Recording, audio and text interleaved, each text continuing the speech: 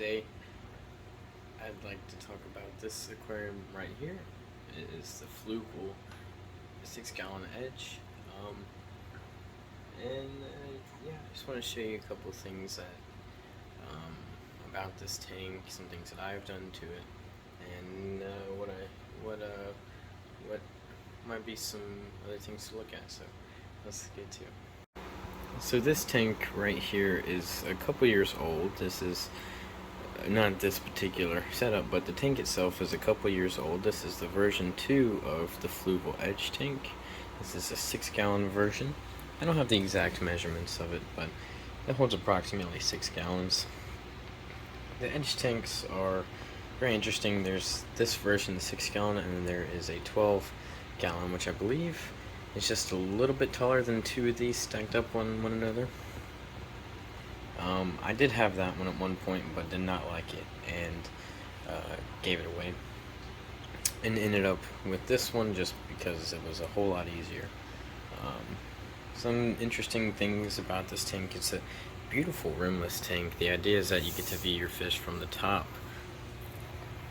Interesting, very nice view, which is a nice scaping idea, to have it be, to think about what does my scape look like from the top versus just looking at it head on.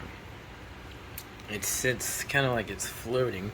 There's a maybe about an inch or 2-inch gap right here that makes it, the illusion of it floating.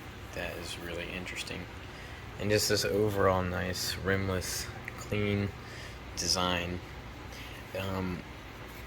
Unfortunately, though, I think that is also the downfall of this tank, is this design is just too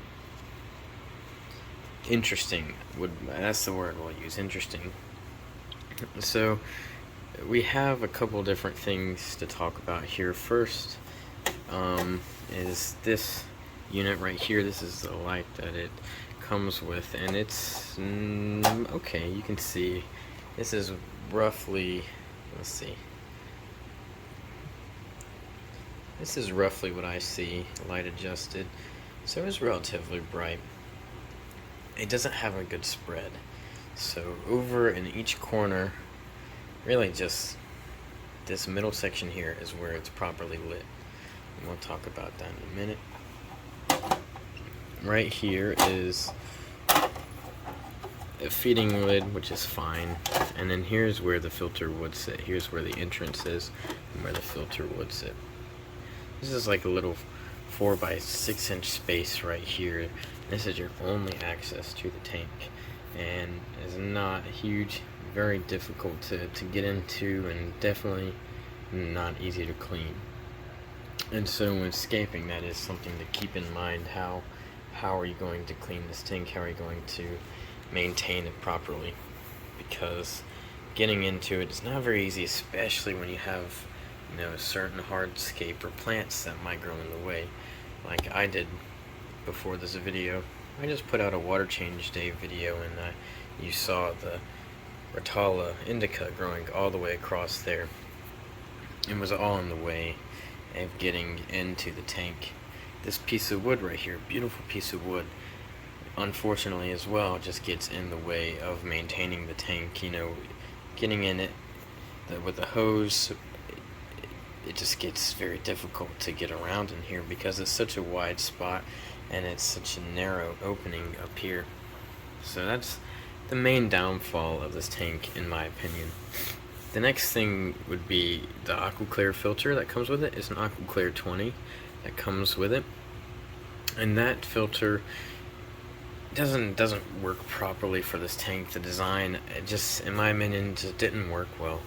It sat right here, and so the flow would just put out kind of right here and leave the back corners and the front corners untouched. The flow would just be going in a motion like this and go up, a little bit of tilt to it, almost canonical shape if you're looking at it from that way, but the corners would not be touched, and that was a downfall, especially when it's difficult to clean. You don't have proper filtration. It just made it interesting to get into, or difficult to get into. And once more, this light, it just doesn't have good spread, so I'd like to get a different light for it. In this tank, to compensate for that filter, I had to purchase, or I opted to purchase a internal filter with a spray bar, and that gives it a nice even flow, especially across the scape that I have in this tank. It gives it a nice even round flow that hits all the corners, and is adjustable spray bar. I don't remember what this is. This is a Pinplex Rep 70, so technically an internal tank filter for like a turtle or something, but of course it all works the same for fish.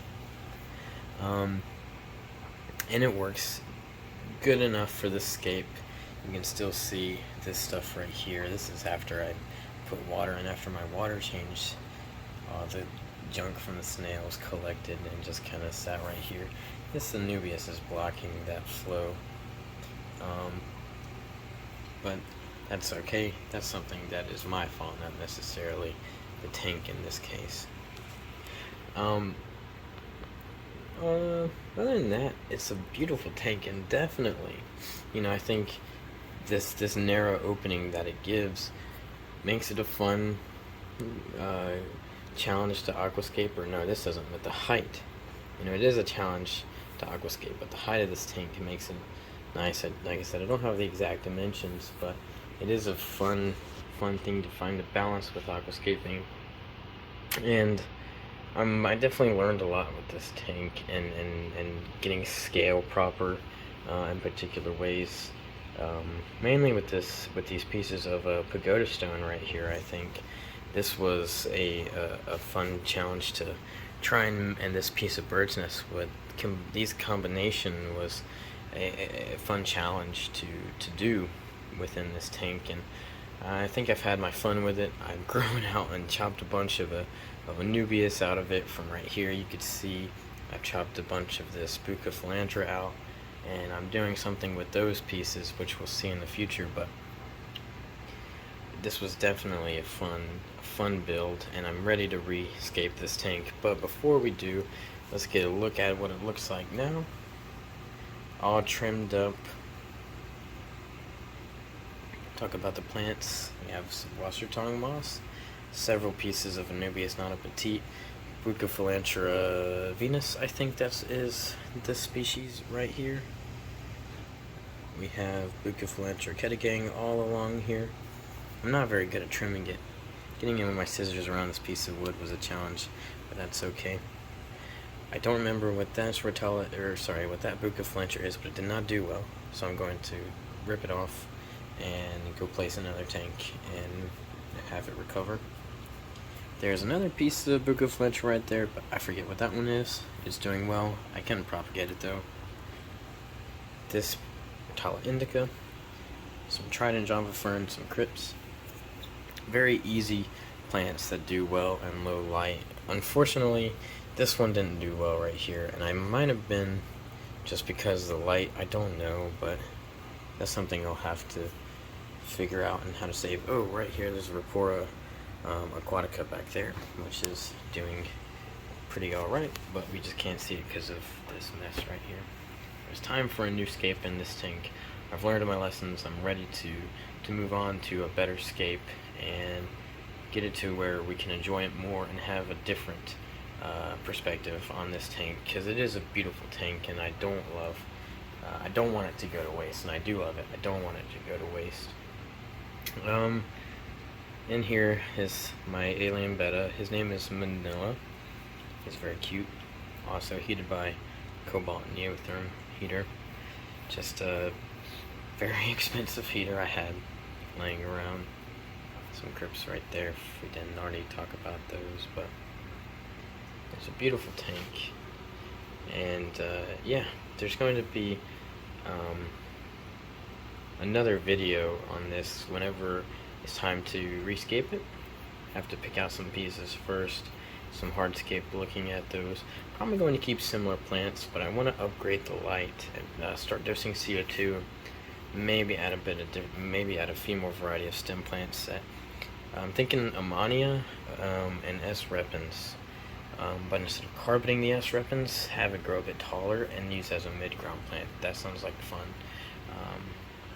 But there are some definitely some ideas going around in my head for this tank. And yeah, if you want to see what that video is, just stick around. And if you have any suggestions for this tank, drop them down in the comments. It'll be a lot of fun reading them. Figuring how to keep these videos relatively short, but thank you for sticking around. Thanks for watching. Have a great rest of your day.